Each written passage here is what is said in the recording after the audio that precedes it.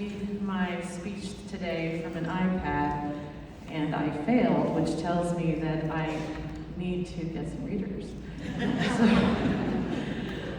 So I'm getting a little older. What incredible conversations we've already heard from today, and so moving. Today is my first time ever sharing my full story.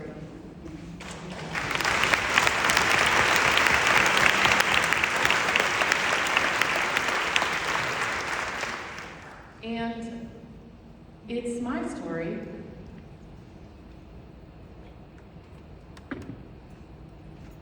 But I've learned from all of you that our stories matter.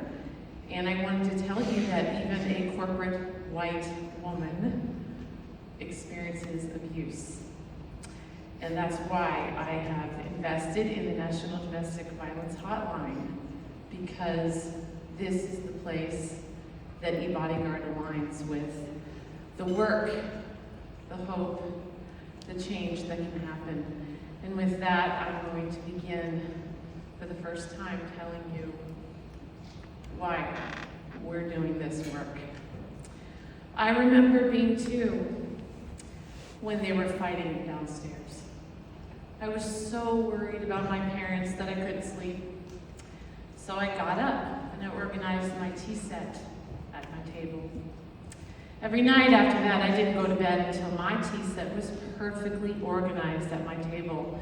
You see, trauma, as we all know, has a response. For me, I'm the fighter, I'm the worker.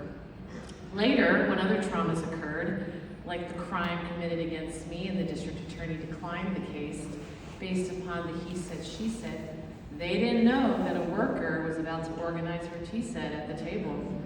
This time, the entire criminal justice system.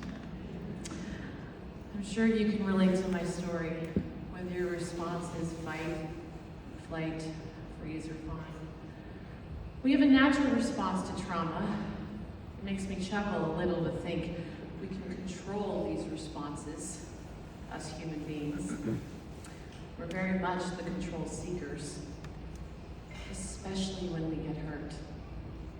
And even more so after traumatic responses and experiences. The deeper the trauma, the more we do not ever want to experience that trauma again. As an experienced victim, I didn't even know I was being abused. I just knew something was wrong. And I thought maybe I wasn't doing enough. I wasn't good enough or lovable enough. I thought, when will the violence stop? The trickery of it all was that the violator acted. And then after the act, I picked up the ashes of shame and blame and felt it was my job to fix it all. Fix it for my family, fix it for my husband, fix it for the entire criminal justice system.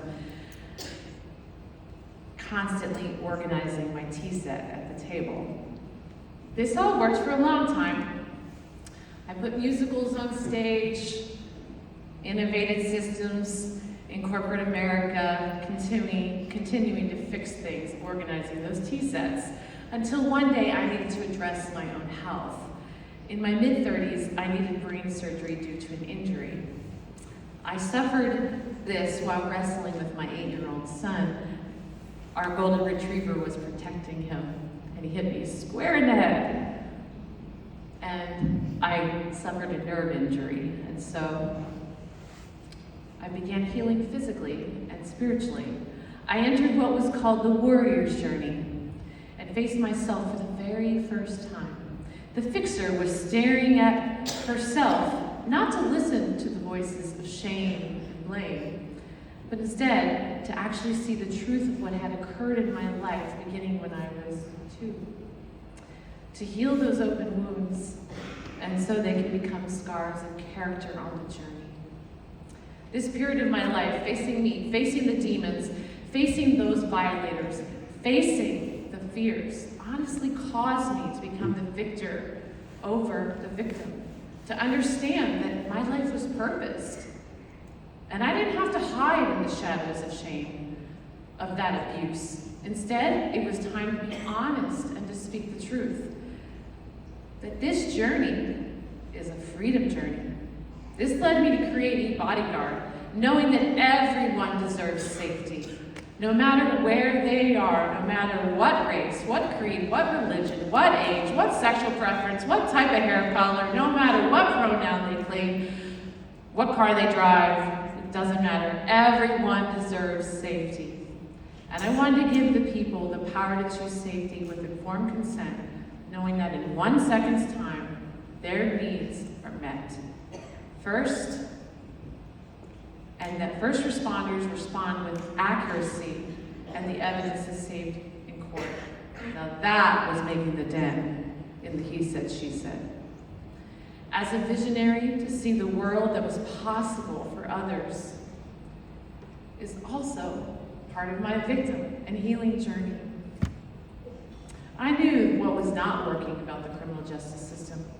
Our own voices were missing. And it wasn't just the victim, it was every part of the system. That was the catalyst for why I called it the My eBodyGuard program. So the world can partake. Cities, counties, communities could make it their own.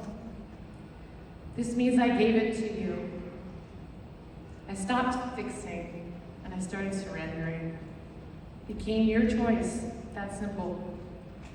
Starting at the app, and from there, every community makes it theirs.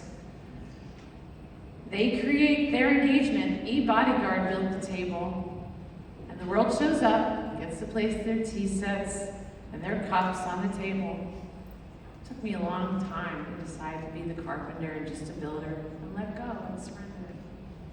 Letting go requires learning from others. That's what brought me here today, with all of you.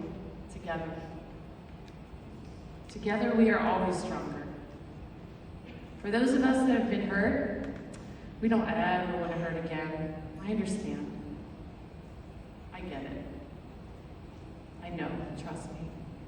But I promise you, we get to meet and bless so many others along the way. In the process of setting down our tea sets, teacups, sitting at the table, and enjoying each other, doing the work together, serving together. It's worth it. There's more love, there's more joy, there's more freedom on this side of the table because we achieve more together. My God, my family, my friends, you. Now as we move forward, we'll hear from leaders who have shaped and upheld the laws that protect survivors like all of us. Thank you.